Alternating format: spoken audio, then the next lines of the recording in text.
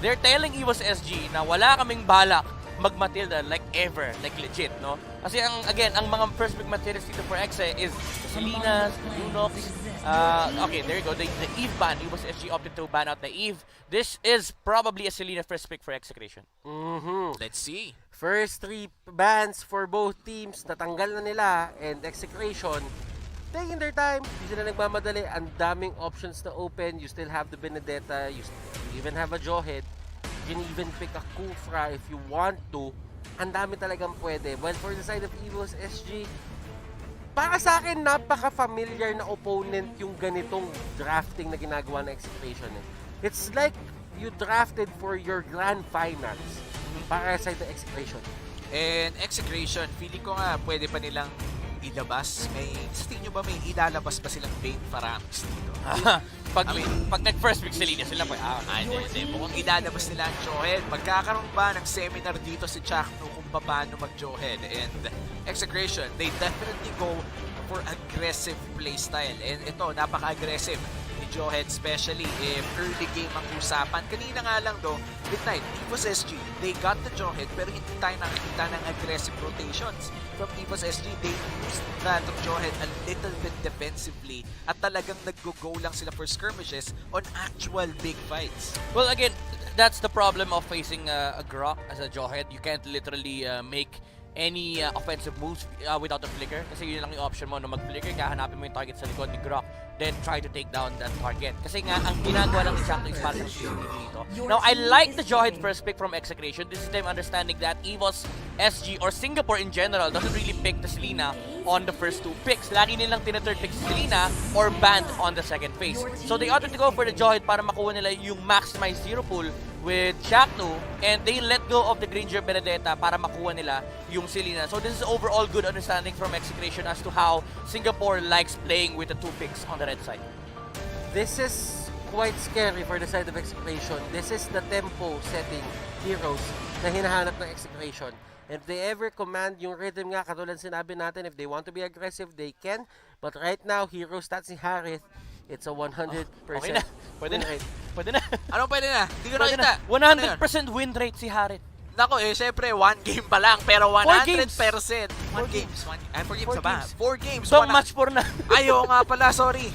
Akala ko for this match lang. Pero yeah, Your 100% team is win rate dead. on this Harith. Plus, a Selena pick from etong Max. So nabanggit ni Butters dito na merong tempo control ang Evos SG. But for Execration, feeling ko, yung tempo control nila, may skill shot lang. Kumbaga pag kumagat ang kanilang Abyssal Arrow o kumagat yung eject sa tamang target, mabibreak nila yung tempo na meron ang Evos SG. But I love this Popolin Koopa pick, ha. Talagang gusto nilang tapatan ang ibibigay ng Selena. And Popolet Koopa, Evos SG, that is going to be their Your pick. team is And banned. Execration, Lunox naman na kanila tinanggal, while for Evos SG, tinanggal nila yung Lord na pwedeng gamitin ni VJ. Actually, I like the Popper and Koopa pickup from Evos SG. There's no Farsa potential anymore as they already saw Selena and Harith. Now you have to take out the Lancelot of KLVJ.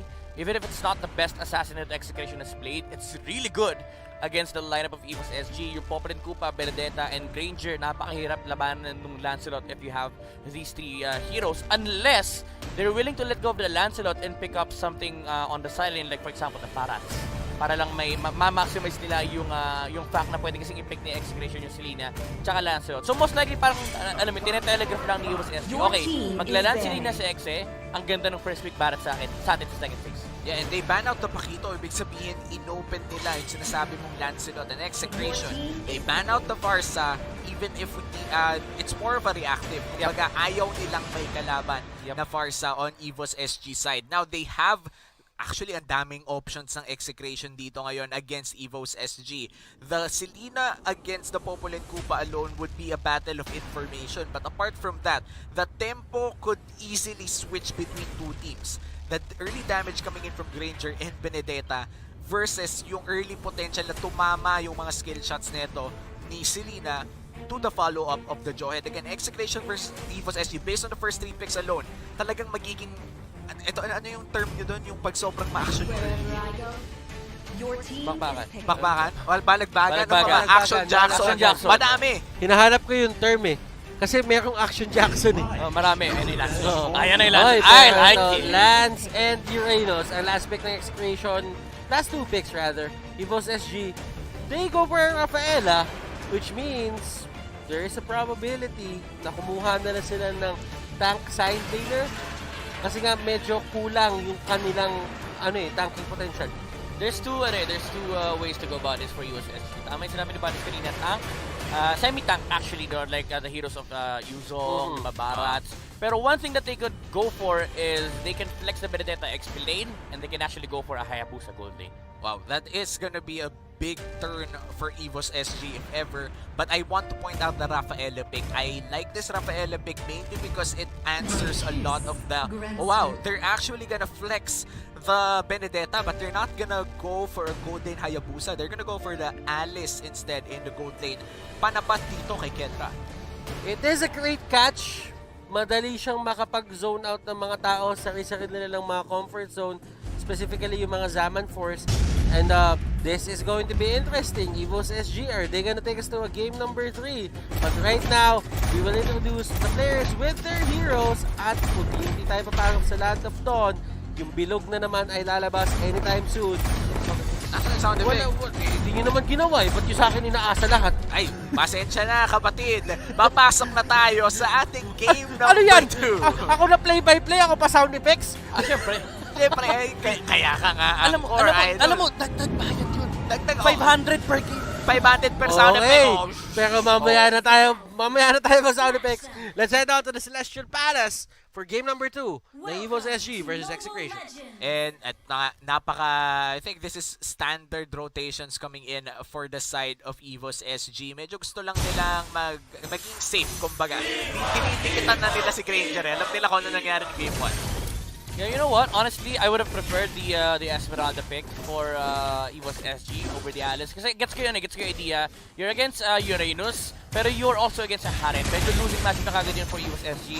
Esmeralda was the perfect pick if they want to go that route, no? Yung mage side lane na kaya lumaban against Execration. But then again, what Alice provides for Evos SG is the constant lane pressure and the mobility factor of the hero. Something that is really important against the likes of Selena's, Lancelot, even against the Johan. And Evos SG right now, girl, mukhang babagsak pero very low HP lang pala. Good thing there's a Purify doon just to bail himself out. Pero kasi ang papansin mo dito for Evos SG, dalawang Purify na nila ang down.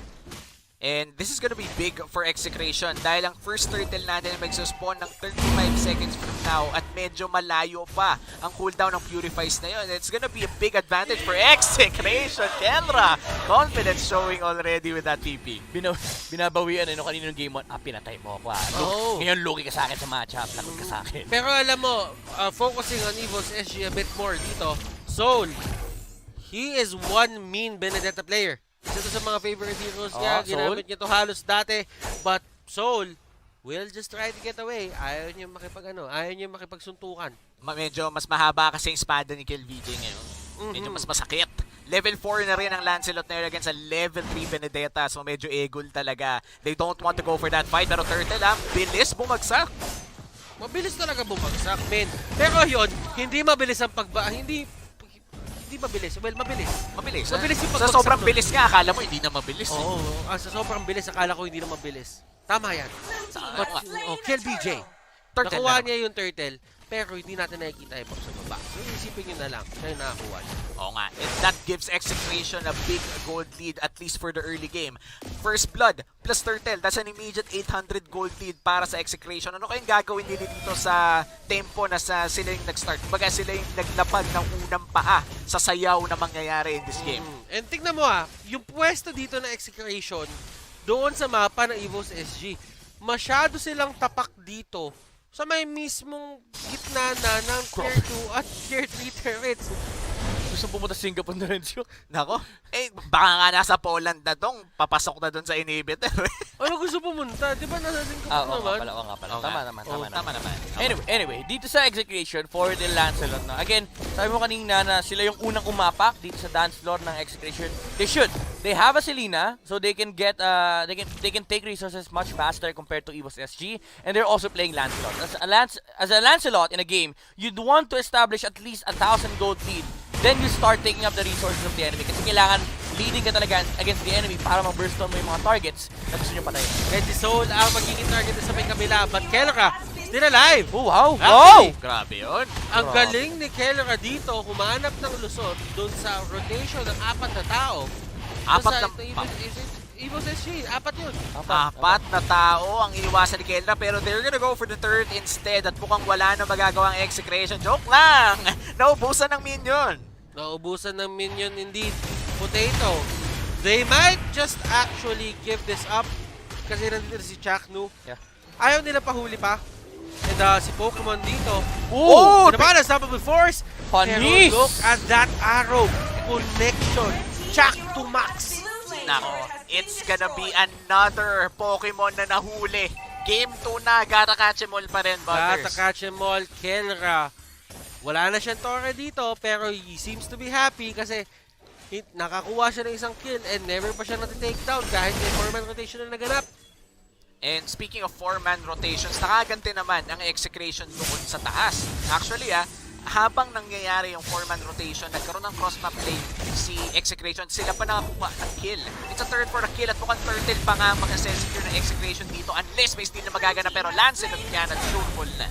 Napakahirap agawan yan. Thorn Rose, Retribution, lahat ng klase ng burst damage na gusto mong makita, pwede niya ibigay at kaya niya tansyahin yun. Depende sa kanyang damage output and Soul. Hindi niya kinakaya si Renjo dito. Kumbaga parang Exorcist, binato pa nga si Pokemon, karakatsin mo lang naman. At eto si Pokemon na naman ang pinaka-target pero hindi nga siya tutumba. And speaking of tutumba, at mukhang tutumba dito si Soul, pero grabe ang damage, Phantom Execution in! And girl, Potato, Kiel. sila ang target dito ni Kiel pero Kiel forced to go out. Grabe yung ruta niya doon. Grabe yung ruta niya doon. Nakita mo ba yun? Oo, para naka-GPS to. Naka-GPS. Lumiko pagdating sa ganyan. Never ka pwedeng mawala. Sabi sa kanya ng GPS niya doon, pagka-dash mo kay pagka-dash mo doon kay Pokemon, turn left. Tapos, turn right. Si Chaknu, nakahuli ng isang member dito. Soul goes down, Pokemon goes down, and KLVJ once more! Definitely once more! And kinagat siya ni Kichudom. Masyadong mabilis palibasa, naka-smart 5G. Sobrang bilis talaga ng pasok doon ni Kuya mo KLVJ, pero nakakagat eh. Kumbaga, alam mo yung pag tumakbo ka ng mabilis sa aso, mas nalo kang hahabulin. Pero sa side track ko lang kayo, sinolo kill ni Endo Maxi Soul sa top. Ay, nako, alam mo tama, alam mo, pag-usapan natin yan. Sinolo kill nung Selena yung Benedetta. Gaano ka kalupit para magawa mo yun? At si Rencho dito, naiwasan lahat ng bullets, pero yung last bullet pala ay tatama pa rin. Nagantay si Potato na mahawakan ng alis para straight line, hindi niya kailangan mag-isip kung saan niya itakot. Oo, kung yun yung tipo na pag hindi pa tumama, kasalanan mo na yun. Wala nang slow, na-snare pa nga, and Potato, he lands all of the bullets at mukhang papasukin dito si KLVJ. Phantom Execution in! At gusto niya lang talaga mag-take down nung ganong mga minions, pero wow, Evos, JPL, tatakbo lang sila. And it seems to me na mas magiging maganda para sa kanila yung pag-take down ng turrets at pag-control ng mapa. Yeah, again, bumabalik tayo sa signature playstyle ni Evos SG, yung constant pressure sa objectives. And this is where you start seeing the benefits of having an Alice. Kahit hindi ganun kaganda yung start niya sa laning stage, the presence, no, yung threat, na kapag nag-objective sila, may isang hero na pwedeng biglang pumasok against Execration. And Chaknu going in, ladies and gentlemen. At Ano? dami Wow! niya. And Kelra, Zaman Force, hinahabol si Potato, and Potato can't get out. Si JPL ang pinaka-next target para sa kanila, and Chaknu, yung hinahabol kanina, siya na ang nahahabol pabalik. At tatakas na sila doon, keeping the casualties low. Nawala man sa kanila si Etomax, pero nakuha. Isa pa! Pero sinamahan mo pa ng isa. Makulit makulit. Pumasok pa ulit at binigyan ng Execration. And Execration akala mo malapit nang bumagsak si Chakno pero hindi siya bumagsak ng walang ganti. Flicker out, binalibag sa buong tropa. Pokemon na naman! At dami sana pwedeng puntahan ni Pokemon doon. Kaso hinarangan lahat ni Etomax. Nako. And Execration, they definitely control the tempo right now. 3K gold lead and a 7 kill lead as well for Execration. At lahat ata ng turtle sa kanila din napunta. Yeah, honestly, this is something that you would expect on the side of Execration whenever they get Joy and Selena. And gusto ko yung item build-up ni Renzo, yung Brute Force breastplate first item. Siya yung kumaga parang CCTV naman this time around, hindi na si Chakno. Kasi ang trabaho ni Chakno rito is to set up and make sure na may mapapatay kagad sila sa side ng Evos SG. Kaya ang ganda nung play niya kanina, nung akala natin si Execration yung lugi. Pero pumasok pa si Chakno, sabi niya, akala nyo, di ako lalaban Tinapon niya pabalik si Potato para maabot siya ni KLBJ at ni Kelra. Slowly but surely, yung members dito ng Evos SG, kumukuha sila ng torre left and right. Habang si Renzo naman, kinokontrol niya itong baba para makuha yung mga turrets. Renzo? This looks like the second turret at 1/4 HP. Hindi pa tutumba dito, pero sabi nila Kelra, sige, may sumagot doon. Kunin na natin itong nasa taas at palitin na natin ang mundo ng Evos SG. Sabi, kunwari na lang, hindi ko nakita yung holy baptism na yon. But right now, there is a fight happening. Ladies and gentlemen, Evos zone. Next target, Kelra is going crazy sa mga bagay na ginagawa niya dito. And I feel like Evos SG, they could have gotten that fight. Kaso hindi talaga tumama yung holy baptism ng Rafaela. If they got Kelra early with that ultimate, that could have been a different story. Pero nabigyan ng free reign si Kelra dahil nga doon sa hindi tumamang ultimate, Zaman Force na pag, only dash, only damage, and kita naman kung gaano nakasakit si Kelra at this part of the game. 5-0-4 unaharit. This is a dominating performance coming out from Execration, Evos SG. Considering na sobrang ganda ng start nila, it seems to me na hindi talaga nila mahawakan yung kalamangan na meron sila pagdating sa early game papuntang mid game. Yeah, medyo nakikita din kasi natin yung playstyle ng Evos SG. They're really not good. Oy, tinamaan na naman! Sa pool, isa na pa. naman. Ay, mukhang may takas. Safe na. Efas siya doon, efas siya. Pero muntikan na naman ni Renzo. Makatakas kaya siya dito. Final bullet pa tumama. But still, fact remains, kahit ma-takedown niyo si Renzo, there is still pressure on other sides of the map. And mapapansin niyo, it takes a lot of resources. Ang daming resources na nasasayang kapag tinitakedown mo ang isang Uranus at full HP. Yeah. And Takes again, a lot. we go back to the idea na si Evos SG, hindi nila talaga playstyle na kailangan nila protektahan si Potato. As much as possible, they want to be the ones who are putting the pressure against Execration. But then again, you are playing into Assassins. Actually, ang daming pwedeng pampatay ng Execration to anybody on the side of Evos SG. Kapag tinamaan ka ng araw, patay ka. Pag nahuli ka ni Chakno, patay ka. Kapag nakita ka ni KLBJ, patay ka rin. So, ang daming options na Execration to get pickoffs. And at the same time, yung team fight nila, lamang pa sila kasi yung team fight ng Evos SG, it's an Alice, and you naturally just lose to a Harith. And looking at the stats right now for Evos SG, feeling ko hindi dapat sila kukulangin sa damage. But then again, the Benedetta is 0-4-0. Dapat hindi sila kinukulang sa damage dito. They have two supports, sure. Pero meron silang Benedetta. Kaso nga lang, 0-4-0. The moment na hindi magkaroon ng maraming items or at least 2 items on time ang isang Benedetta, medyo kukulangin talaga ang damage. Even when you land the Alecto final blow. But you do have to remember, late game potential, there is some in Evos SG. The Alice is there. Considering pa na talagang kailangan pang i-set up or kailangan pa talagang patagalin yung laro para sa kanila ngayon. But for the side of Execration, they do have the Harith. Meron pa silang KLVJ dito at Etomax na kayang mag-pick up ng kahit sino at certain moments, and si Chakno, pwede pa siya maghain ng kills para sa teammates niya. This might be dangerous for Execration. They will be securing this Lord, pero konti na lang That could have been a 3v5 or a 3v4 for Evos SG, pero hindi nila kinuha. They didn't risk it. Yeah, things will about to become worse for Evos SG. Na-pick up na yung Divine Glaive kay Kelrad. That Harith, yung damage output itong taong to, it's gonna hurt a lot on the side of Evos SG. So, tumatakbo, tinatakbuhan niya talaga at yung Evos SG, hindi na sila lumalayo doon sa kanilang mga doon sa kanilang base. Alam nila na sobrang daming pick-off potential na meron ngayong Execration na isang maling tapak nyo lang, literal, kaya kayo pasabugin. And Renjo gets out, pero nahuli sa likod si Potato at hindi ganun katagal yung pagkaka-disable sa kanya. Kenra, ayan, nakagante ng isa. Bagsak dito si Alice at mukhang Torre ang susunod nila. And that's a 1 for Arrow. Araw, wala namang nangyayari. Wala namang pala. Wala ka lang, Inambahan wala lang, namang inambahan nangyayari. lang. Practice lang. Oh, kinagat lang. Konting pagpasarap. And as you can see, there is a Lord going for the turret doon sa may taas. And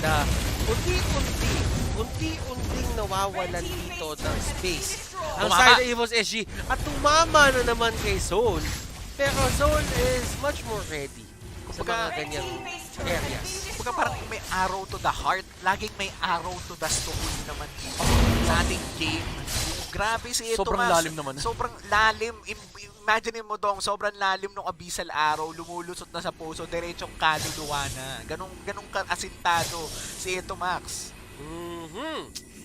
Execration, they are just lurking the area. Kumbaga, ito yung pinakalamang nila para sa akin eh. Like, meron din naman ganito yung side ng Evos SG. Pero I feel for Execration, yung freedom na meron sila sa mapa ngayon, parang ang dali maglagay ng abyssal trap. Para talaga makita yung mga tao sa paligid, pero si Chakra yung pinakalikod. And they're just gonna back off. Ayaw nila mag-engage. Disengage lang sila. I mean, at this point, Execration, they're just looking to get all the resources on the side of Evos SG. Kapag may tinirma ng araw, we go for it. Kapag may lumabas at natala na ng Chakto, we go for it. Pokemon! Naku po, meron siyang truncheon dito, pero this might be a disaster for Evos SG. Na pumapasok. Yung pana hindi tatama pero walang silang pakialam doon. Renjo and the others, they go in. Binato pa ni Chakto si Renjo palabas para save siya. 2 members on the side of Evos SG down.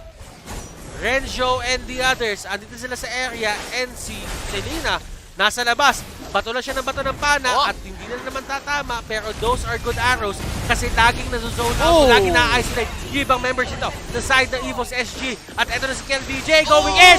Phantom Execution! Tumama sa karamihan! And that is going to be it.